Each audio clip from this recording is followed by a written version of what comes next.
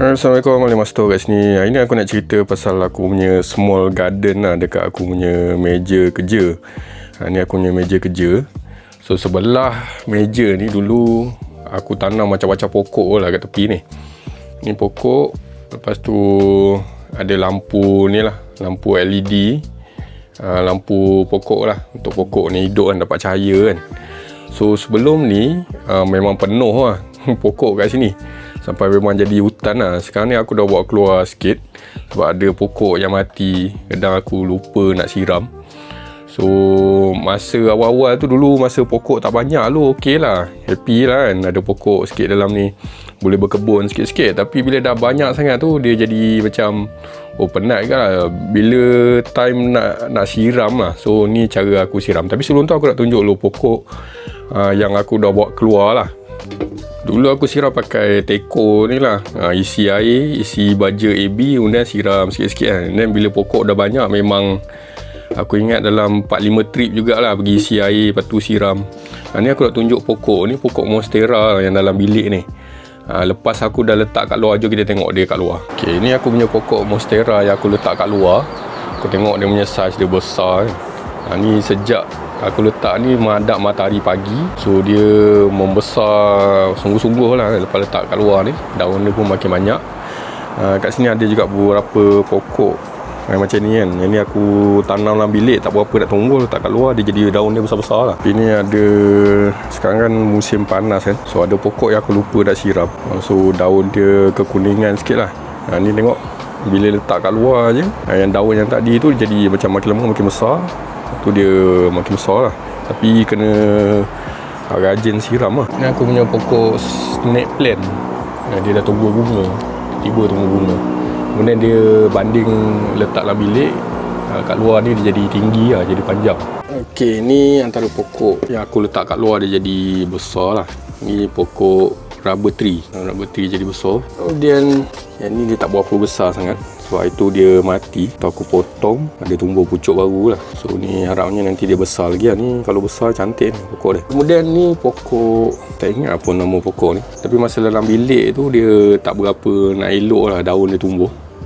Ni bila letak kat luar, dia turun berbunga, turun naik bunga. Ini pokok sama alocasia, pokok keladi, sama juga yang macam tu. Cuma yang ni masa letak dalam bilik memang masalah dia serangga perosak lah. Tu bila letak kat luar ni tak ada serangga, so itu dia mati jap, lepas tu dia tumbuh balik. Harapnya dia sihat lah. So ni cara aku siram pokok ni sekarang. So sekarang ni nak kena kemas meja ni sikit. Kita nak letak something. Ok, first kita akan letak tray ni atas meja, so takut nanti ada air tumpah. Ok, kemudian aku akan tarik ni hose ni daripada toilet tu, untuk spray air ni lah, lagi senang lah. Ok, sekarang jom kita menyiram pokok. Kita ambil apa dekat dulu. So hari ni aku just nak top up air je. Seminggu sekali aku akan pancuh air dalam ni, air apa ni, baja AB, sudah aku kasih siram lah. Tapi hari ni biasanya air biasa, air lain aku akan top up air lah. Same time bila aku siram pokok, aku akan tengok condition pokok lah. Ok, ni pokok spider plant, dia ada anak tau kat bawah ni. Ni anak dia, tapi dia punya anak ni nampak lagi subur lah banding dengan ibu pokok dia. Sebab yang ni aku letak direct sangat dengan dia punya lampu tu, so mungkin dia terlalu kering. Lepas tu aku kadang aku lambat siram, dia banyak yang apa ni, yang daun kering lah. So kita nak trim daun kering ni. So ni aku punya trimmer. Sebelum kita potong, kita kena spray dulu dengan isopropyl, sebab kita nak ada kuman ke apa. So ni aku potong yang kena kering ni. Dia sebuang je daun-daun kering. Pokok ni dah makin lama makin botak lah. So pokok ni aku letak jauh sikit daripada cahaya lampu ni, tak nak bagi dia kering. Anak-anak dia. Yang untuk pokok ni, anak dia ni boleh kita potong and then just rendam je dalam air. Dan air tu kena selalu tengok, dia kena, jangan bagi dia mereput, selalu tukar air. Dan bila dia dah stabil tumbuh akar tu, kena isi air baja lah.